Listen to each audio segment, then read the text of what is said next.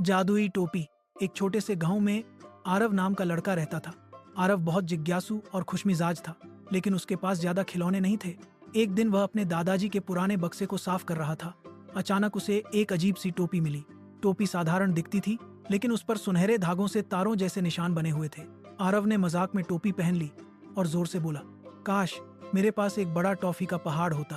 तभी उसके सामने सचमुच टॉफियों का पहाड़ आ गया। आरव हैरान रह गया।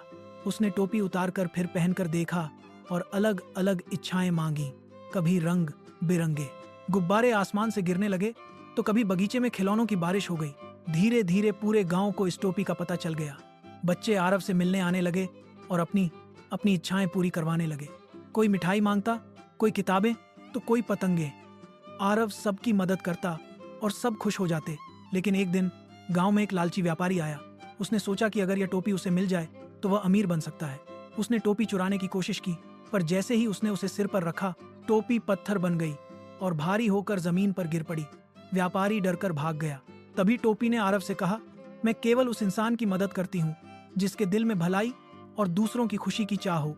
आरव मुस्कुराया और समझ गया कि असली जादू टोपी में नहीं, बल्कि अच्छे दिल और निस्वार्थ भाव में छिपा है। उस दिन से आरव ने टोपी का इस्तेमाल केवल दूसरों की मदद और खुशियां फैलाने के लिए किया। गांव भी पहले से ज्यादा हंसमुख और सुखी हो गया। सीख, सच्चा जादू दूसरों की मदद करने और खुशी बांटने में है।